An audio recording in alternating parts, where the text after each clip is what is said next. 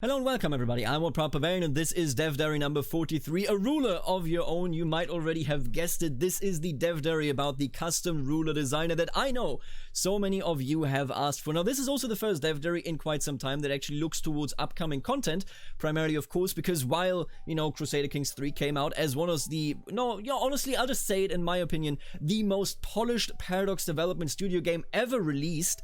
I started playing with Hearts of Iron 2 and everything that I played afterwards was either entirely broken or at least broken to a much larger degree than CK3 was. CK3 was perfectly workable and got the fixes quite easily with 1.1. But while it was that way, there were still obviously some things, thus 1.1 and then upcoming 1.2 that needed to be fixed. So instead of looking into the future, the team rightfully sat down and said, let's work out the kinks and then we look forward. This is the first Dev Diary that looks forward. It is about a very much debated, I think, a much debated topic, the ruler designer, how it should be, how it should work. And before we jump into it, I just want to give you my conclusion. Essentially, I really like this Dev Diary, but I got some stomach ache on a number of topics that I just want to point out as we go. In general, I'm very positive towards what we can see here in the Dev Diary. Of course, I want to say thank you, Matthew, for working on the ruler design. As I understand it, Matthew is the person that was mostly working on the ruler design, of course, not alone. And thank you, of course, for writing the Dev Diary as well.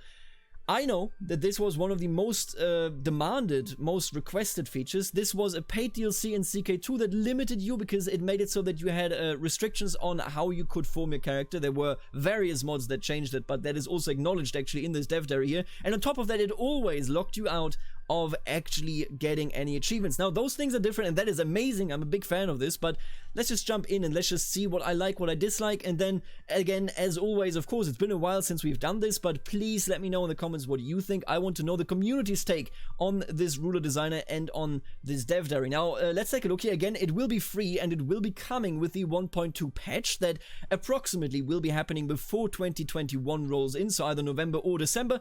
I hope that it will be coming as soon as possible, but of course you gotta, gut Ding will Weile haben, so we just gotta wait a bit. It takes some time until we get there. You can see right here the button for the change or choose any character has been altered. It now says create your own, and you just do this in the same way that you did in CK2. In CK2 you select a character and then you create your own ruler within that character's mindset. Or essentially what I mean is if I select Kaiser Heinrich IV of the Holy Roman Empire, then I will also take in his titles when I actually take over as my custom ruler. So far so good, everything quite like CK2. Now this interface is very different and in an excellent way. In CK2 it was a teeny tiny window. You got a teeny tiny window, multiple tabs, and it was not really giving you any oversight. There was a lot of stuff going on that you could miss, that you could overlook if you were, editing your character for the first time. This one uses the entire screen, which isn't surprising. CK3 is excellent about its UI and it can definitely be seen here as well. It is very clear, there is a lot of clarity just in general, and it gives you a lot of freedom in making sure that you really get the result that you want. I'm not really going to go through any of these steps because the Dev Diary will guide us through them, but you can already see you have the change appearance button right here that isn't explained. Everything else is quite self-evident. The change appearance and how big that appearance change that you can apply actually is something that we will see in a bit. So let's jump in. Of course, the classic stuff, just your sex, your orientation, then faith and culture. And what I really like actually is this window right here. This is straight up a better list than we have in-game when I want to look at different faiths and the way it is sorted in that list. Quite cumbersome, the in-game list. I really like this one, actually sorting it after their proper religions, and you can, just close them in tabs. Very, very nice. It gives you the tenets, it gives you the head of faith. I think this is excellent. This is exactly what I would like to see here when it comes to the selection of these religions. You can, of course, now with this also start with a dead religion. That means Zunism is back, that means Hellenism is back, and that means that any religion that you mod in will also pop up here, meaning that will be quite compatible. Moving on, here comes the first semi-negative point. I say semi-negative because it is definitely something that I wish was different, but that I personally don't really care about. Maybe you feel different. Do let me know in the comments. What am I talking about? I am talking about your dynasty sigil and your realm sigil. You can change them, but you can only randomize them. You can see you can re-roll the Holy Roman Empire to the classic Holy Roman Empire emblem, but that is about it. This one is just randomization. There are some things that I don't like. First of all, obviously, the power that is behind the COA, so the coat of arms generator for CK3, is immense. There are a lot of different elements that can be implemented, and I will acknowledge that in CK2 you had also a lot of different elements, although not nearly as powerful as CK2. but the COA designer was really bad in CK2. Like, I will be honest with you, I've never made a good looking coat of arms in CK2 because it's so hard. It all looks very disgusting. But with that being said, it's still sad that we can't do it manually. I think it would be nice. I think at the very least what I will say is, what I'm missing here is a go back button. Because I can see myself randomizing this, just, spam, and then I miss the one shield that I was really liking, and I can't go back. That would be nice, but beyond that, it's randomization. For me personally, again, it doesn't really matter, because I don't think that I ever use it in CK2. I don't think that I look at my house or dynasty sigil all that often, and there's already an amazing mod, Basic Necessities. I believe it's, I don't know what it's called after that, something shields. Great mod. You should check it out. It is also, of course, in the immersive mod list of mine. Now, with that being said, I can see this as a negative, and I believe it is a negative, but not my main focus there. There will be some other stuff that I will be pointing out. It is acknowledged, and this is important for me, to ensure we could release the ruler designer in a timely fashion and offer a deep visual cosmetic system for your characters, and it's true. For me personally, it is much more important how my character looks, because I want to make myself. We took the decision to not spend time on a custom coat of arms designer. I hope that this will be coming in 2021. As a free update as well, because it will of course be an inclusive feature to the custom ruler designer, and the ruler designer is free, so this should also be free, at least as far as I'm concerned. Maybe I'm wrong, but I'll be honest with you, it's just like an extended feature as far as I understand it from the ruler designer.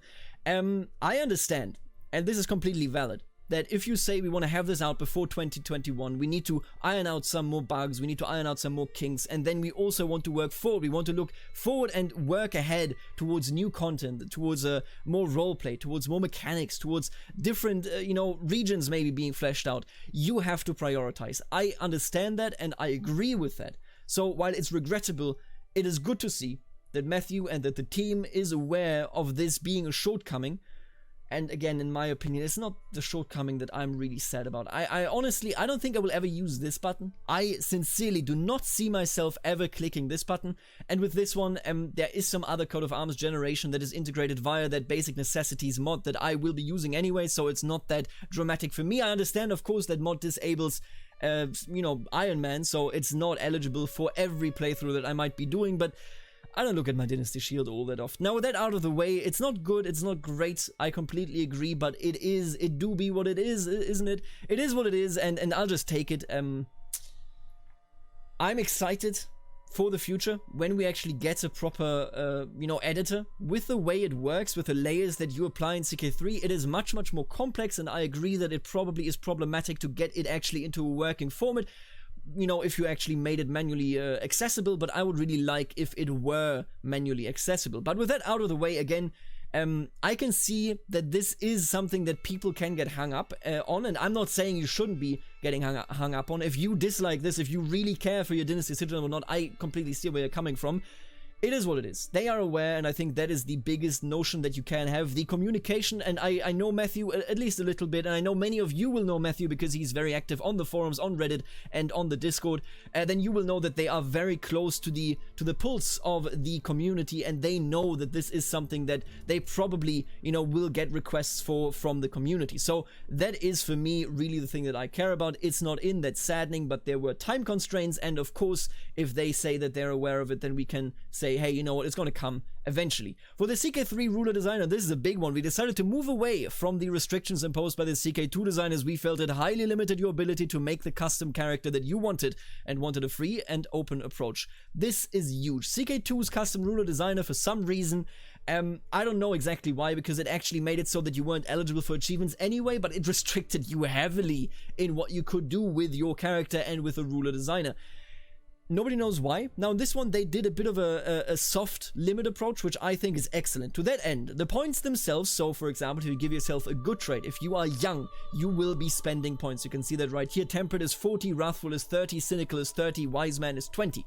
Those will count towards a limit, but that limit doesn't even block you out from, or rather, that limit is what blocks you out from achievements. Again, I want to repeat, in CK2 you had a limit, and you were looking at not being achievement compatible. In this one, you have a limit, and if you're under it, you can play your custom character. I can put myself into the world and restore the Roman Empire with one proud Bavarian in charge. Isn't that amazing? I'm a big fan of this. This is a new approach. There was a debate. I think it's died down because mostly the only people that miss CK2 achievements in their grind, many of them were very grindy, and I say that as somebody that has the game 100% completed. The only people that are missing them are people like myself that would love to exploit them, that, you know, love the spreadsheet magic that you can have behind the scenes, but the achievements in CK3 aren't geared like that. You don't need to lock a custom character just because you could exploit it, which I will do, by the way, as spoilers. I'm gonna do videos of me, of course, exploiting achievements with custom characters, but you are essentially out of the woodworks with the idea that we can sit down and say, we can have a balanced, you know, character that is still achievement compatible, because these CK3 achievements, again, are not grind oriented. They just are supposed to push you into different playstyles, into role playing. They're supposed to push you into different regions of the world, and I think if you do that with your custom characters, that is perfectly valid. There's nothing bad about you going around and saying, you know, I want to be myself when I become the Roman Empire. I want to be myself when I don't know, go around and conquer the British Isles as a Norse character, and so on and so forth. I think that is totally valid. I think there are, you know, there are restrictions when it comes to the strength, of course, to the balancing of your character, but knocking out any custom character from achievements was a bad choice. That has been changed now, that has been revised, as you can see, and I think that is a very positive step. I am sure that many of you will enjoy playing Iron Man with yourself in charge, or I don't know, with Heidi Klum, or with, you know, Robert Downey Jr., whoever you feel like should be in your game, Daenerys Targaryen. I think this will be great for a lot of playthroughs, for a lot of immersive playthroughs. We can put characters in that we would like to see in this scenario. I'm a big fan. I think this is the exact right choice, and it doesn't limit you from making an entirely unbalanced character, because you can do that. You're just locked out from actual achievement compatibility. I think that is totally valid. That is really, really good. They also talk about the age and character weight that will also influence what sort of traits you can pick. What exactly that means, I assume maybe gluttonous, but I can see that she is overweight right here, and you can see that she is temperate, which is the opposite of gluttonous, so it isn't even that hard in terms of restricting you. Maybe it has to do with some health traits. We will see when the thing actually comes out. Now let's move on. We have, of course, the trait selection. I think this is very well done. The entire window is utilized. You have this big selection. You can see whether they cost you any points, whether they, you know, give you any points, you know, give you more towards the customization point limit. I don't think, yeah, there were no negative points here, at least from what I can tell. Maybe if you make yourself very old, this age will become negative as a modifier, so that the points actually tick down, but that is uncertain. We shall see how it is balanced, and I'll be honest with you, I've said this so often, don't really ever care about the balance of this sort of thing. Is this character balanced? Is it not balanced? If you want to exploit things in grand strategy games, you will always be able to do it. That's just the way they are. Don't sweat it too much. The important thing is that you can build cool characters and still play Iron Man and achievement compatible playthroughs. You can also, of course, modify the base stats. Now here comes a thing that I am personally very much distraught about. Again, I don't really care about the COA and the dynasty sigil thing, because, again, I don't look at them quite often, although I acknowledge that that is a shortcoming. What is a significant shortcoming for me is the family section. In CK2, you can choose how many children you have, you can choose whether you're married or not, and that is all fine and dandy, but you have no influence over whether your spouse, you know, what her, I don't know, her culture, her faith, what sort of looks she has. You have no power over any of that. That hasn't changed. This is very negative for me, because while your children, if you are married, will be generated from your spouse and you, so they will actually, you know, match your genes and your look, you have no choice. You have no option to actually edit your spouse, and that is sad. You can see right here, you have a spouse of your culture and faith. I'm not a fan. I talked to Matthew, I asked him in the public server, and I asked, hey, can you edit characters in a save game? And the answer is no, which is saddening to me, because I would have just liked to edit my spouse, you know, my wife, my husband, whatever. You can't do that. I'm unhappy about it. I'll just say it outright, because I would have liked, for immersion purposes, if I could intervene in how my spouse looks, in the genes of my spouse, in the education, the traits, the personality, the commander skills, and so on and so forth. And then, of course, your children will look like that self-made spouse, and yourself, which they don't now because you can't actually edit your spouse. This is, as far as I'm concerned, the biggest shortcoming, because the coat of arms is something, but this, when it comes to immersion, is something that I am very much missing. I would have loved for the custom ruler designer to be a family designer. I think that would have been very cool to sit around with something where you can take at least a bit of an influence, you know, maybe not on your children. Your children should also be a bit more independent, of course, of you, because otherwise it's not a roleplay game, it's just you telling the game what you want to see. But since you can't even influence your spouse, I don't ever think that I will just tick that spouse, box, mostly because if I can't influence who my spouse is, why would I have one if it doesn't even give me an alliance? I'll just start the game and marry somebody that gives me an alliance, that I know what sort of stats, what sort of traits, what sort of age and skills they have. In this case, I know nothing about my spouse. This is, from my point of view, the biggest shortcoming. It is the most similar thing to CK2 and its ruler designer, and it is something that I would have really wished for being very much different. It sadly isn't. It is what it is, I guess. I don't know how moddable this will be.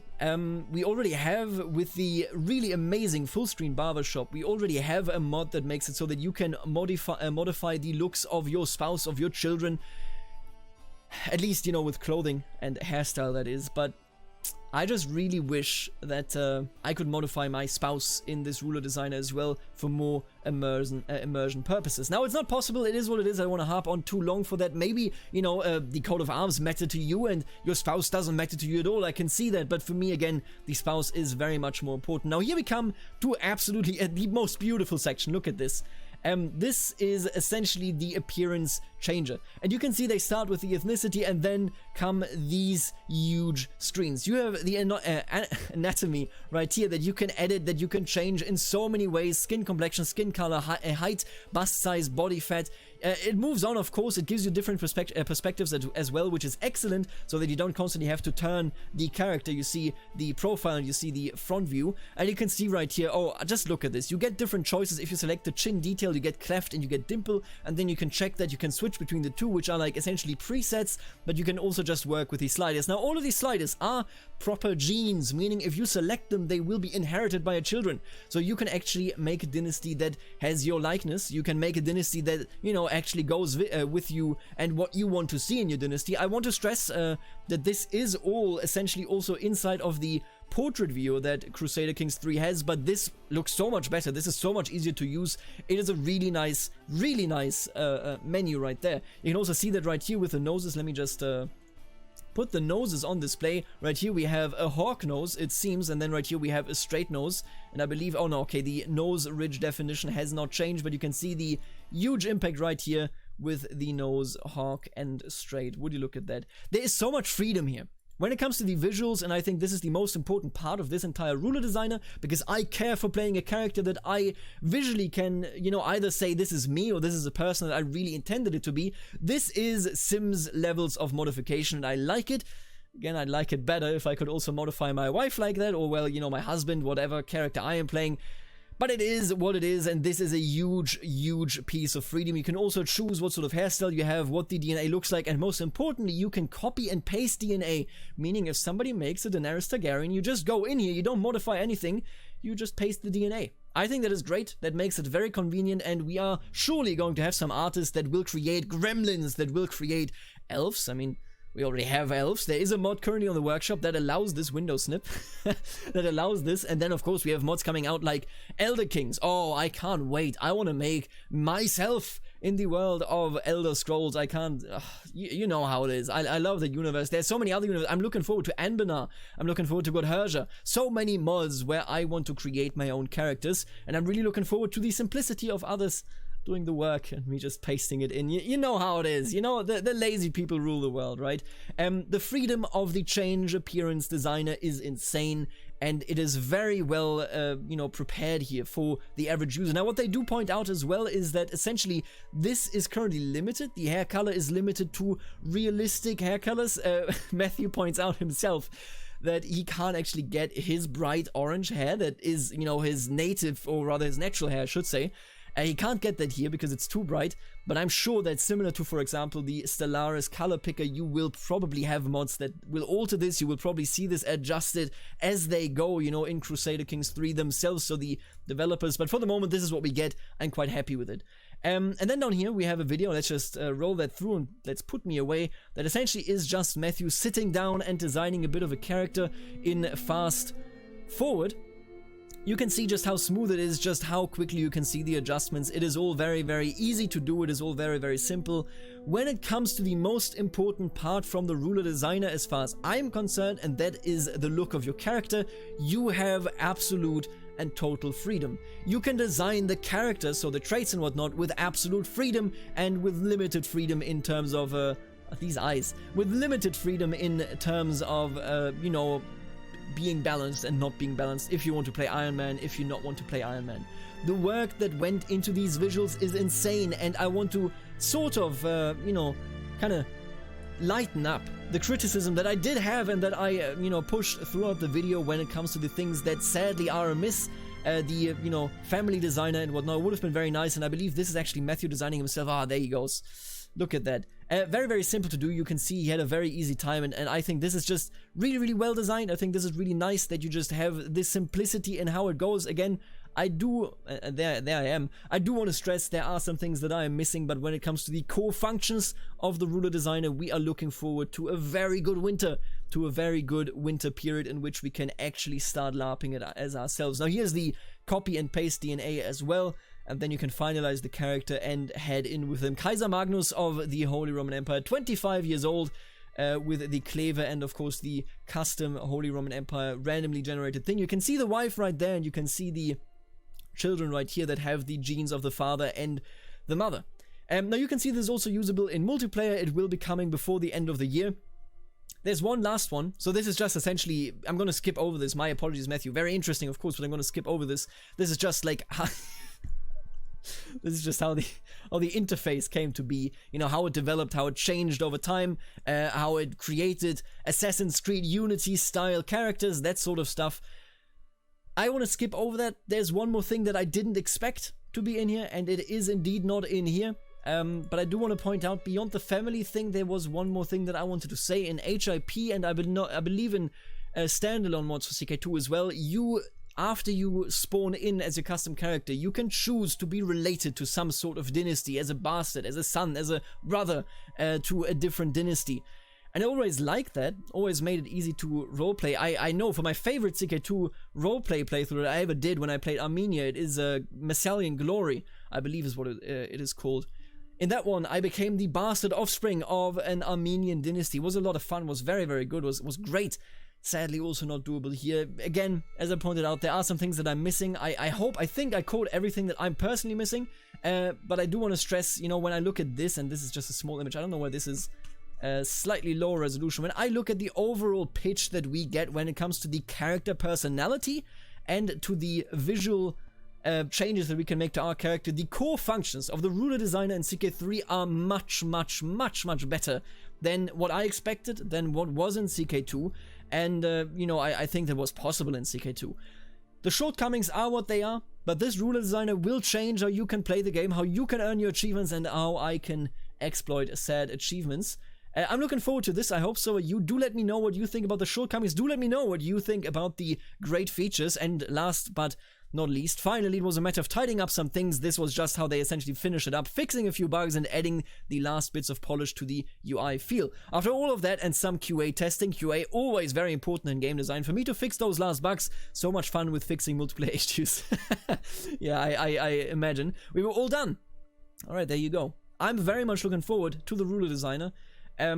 Maybe mods are going to solve my complaints, maybe developers are long-term going to solve them.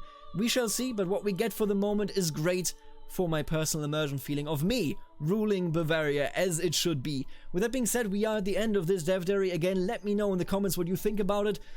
And I'm back now, by the way, for real this time around. And with that being said, I would like to thank the members of the channel, namely the Barons, the Counts, and the Dukes. Thank you so much for supporting the channel. And now, with the winter coming, I am also coming back with regular content. Thank you all for supporting the channel, and I will see you later.